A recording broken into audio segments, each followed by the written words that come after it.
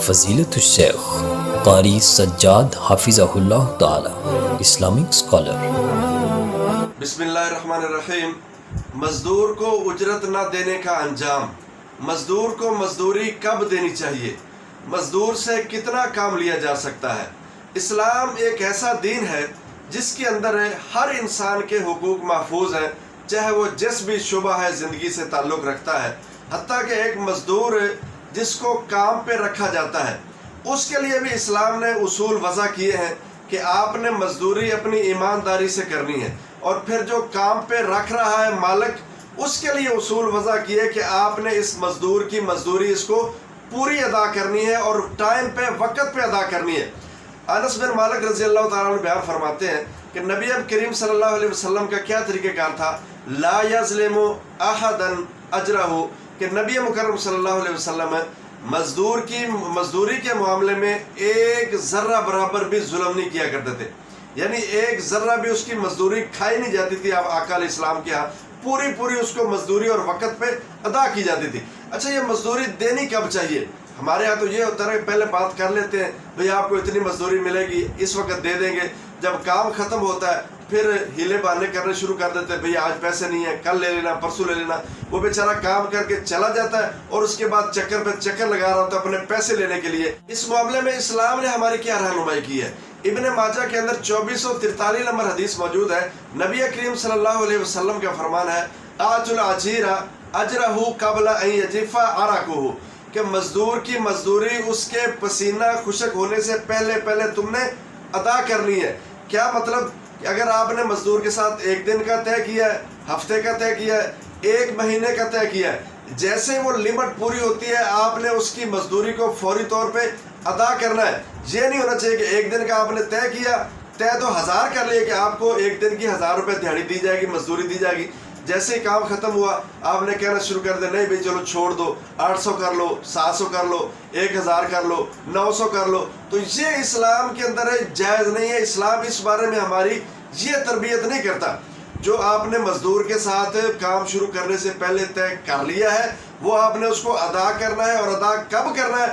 جیسے ہی کام ختم ہوا۔ آقا علیہ السلام نے اس کی ایک بڑی خوبصورت مثال دی ہے کہ اس کا پسینہ خشک ہونے سے پہلے مطلب کیا کہ جیسے کام ختم ہوا فوری آپ نے اس کے ہاتھ میں اس کی مزدوری رکھ دینی ہے۔ لے بھائی آپ نے آج کا دن کام کیا ہے، یہ آپ کی مزدوری بنتی ہے، ایک دن کی بنتی ہے، ایک ہفتے کی بنتی ہے، ایک مہینے کی بنتی ہے، یہ آپ کی تنخواہ، یہ آپ کی مزدوری ہے، یہ آپ لے کے جا سکتے ہیں۔ ایک اور حدیث نبی مکرم صلی اللہ علیہ وسلم کا فرمان ہے کہ میں ان 3 بندوں کے خلاف دعویٰ دائر کروں گا قیامت کے دن۔ ایک وہ بندہ جس نے میرے نام کے اوپر عہد کیا اور عہد کو توڑ دیا، میں اس کے خلاف دعویٰ دائر کروں گا۔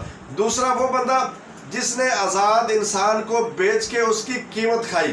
تیسرا وہ بندہ جس نے ایک مزدور سے کام تو پورا لیا ہے، لیکن جب اجرت دینے کی باری آئی، پیسے دینے کی باری آئی، مزدوری دینے کی باری آئی، اس کی جو دہاڑی ہے وہ دینے کی باری آئی، اس نے اس کی دہاڑی پوری نہیں دی، مزدوری اس کی پوری نہیں دی، اجرت اس نے آدھی دی یا بالکل دی نہیں۔ میں ایسے بندے کے خلاف قیامت کے دن کھڑا ہو جاؤں گا، دعویٰ دائر کروں گا، یا اللہ اس سے پوچھا جائے اس نے مزدور کے ساتھ ظلم کیوں کیا ہے۔ بخاری کے اندر حدیث موجود ہے، بالکل صحیح حدیث ہے کہ میں نبی مکرم صلی اللہ علیہ وسلم فرما رہے کہ میں ایسے بندے کے خلاف دعویٰ دائر کروں گا اللہ تعالیٰ کی عدالت کے اندر، یا اللہ اس انسان سے پوچھا جائے اس نے مزدور کا حق کیوں مارا ہے۔ سارا دن اس نے کام کیا، پسینہ بہایا، محنت کی ہے، کیا اس کے بچے نہیں تھے، کھانے والے نہیں تھے، اس کی خواہشیں نہیں تھی، اس کے گھر کے اندر راشن کی ضرورت نہیں تھی، اس نے اس کی مزدوری کیوں کھائی ہے؟ یا اللہ آج اس سے پوچھا جائے۔